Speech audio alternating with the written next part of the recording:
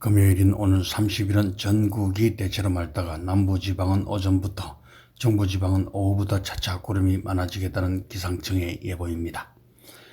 오늘의 뉴스는 한학자 통일교 총재가 1월 건성동에게 주라고 지시했다는 윤영호 통일교 세계본부장 노트에 시인이 되어 있는 다이어리가 결정적인 증거가 되었다는 뉴스를 전달합니다. 김건희 통일교 정교유착 수사와 1심 재판에서는 앞서 검찰이 압수해 확보한 윤영호 전 통일교 세계본부장의 다이어리가 가장 결정적인 증거로 작용한 것으로 나타났다고 합니다. 특검이 권성동 의원 점심 큰거 한 장을 제시하며 추궁하자 윤 전 본부장은 고개를 떨구더니 구체적인 자백성 진술을 내놓았다고 하네요.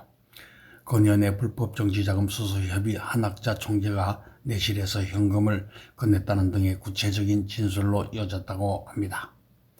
29일 서울중앙지법 형사 27부가 작성한 윤 전 본부장의 64쪽 분량 1심 판결문에는 지난 2022년 7월 20일 특검에 처음 출석해 조사를 받았을 당시 윤 전 본부장 부부의 진술이 나온다고 합니다.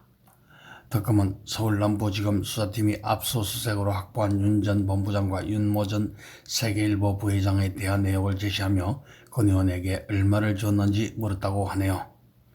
윤 전 본부장은 금전을 지급하지 않고 권 의원에게 미아 10만 불을 주기로 약속했다고 답했는데, 검사는 다이어리 속에 큰 거 한 장 문구를 제시하자 피고인은 고개를 떨구고 고민하다가 현금 1억을 권 의원에게 전달했다고 진술했다는 게 판결문에 적힌 그의 반응이라고 합니다. 자금관리를 맡았던 부인 이모 씨도 같은 날 한 총재의 지시에 따라 내실에서 쇼핑백에 담겨 현금이 내려왔고 이를 포장했다고 특검에 진술했다고 하네요.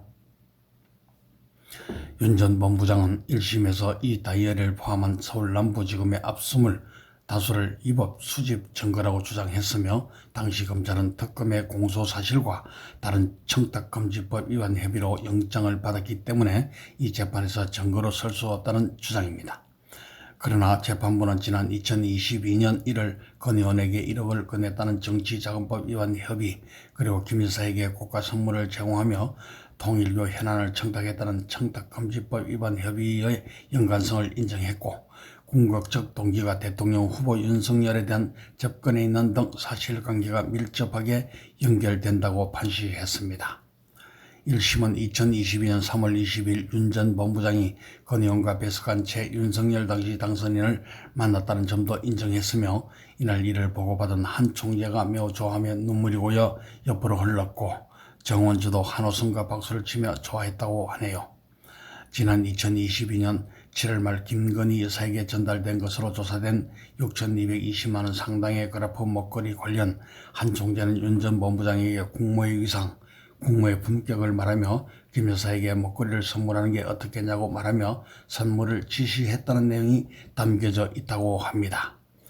한 총재 발언 시점은 그의 유골로 북대서양 조약기구 정상회의 순방에 오른 김 여사가 반 클리프 아벨 목걸이 등을 차 언론에서 논란이 됐다고 하네요. 재판부는 또 통일교의 자금 집행은 세계평화 통일유지재단 등에서 받아 사용했는데 모두 한학자 승인을 얻어야 했다며, 특별한 일이 있어 자금을 지출해야 하는 경우 매일 아침 조회 때 피고인이 한학자에게 보고해 승인을 받고서 자금을 집행했다는 증거도 인정했다고 합니다. 통일교는 이날 입장을 내 이번 1심 판결은 윤영호 개인의 금품 전달 행위 자체에 대한 판단에 국한된 것이라며, 해당 행위가 한학자 총재의 지시나 승인에 따른 것이었는지 여부는 재판의 중요 쟁점으로 다뤄지지 않았다고 주장했으며, 통일교는 한 총재의 1심 재판에서 범행을 지시하거나 관여한 바가 없음을 입증하겠다는 뉴스를 KBC 코리아 복음방송에서 보내드렸습니다.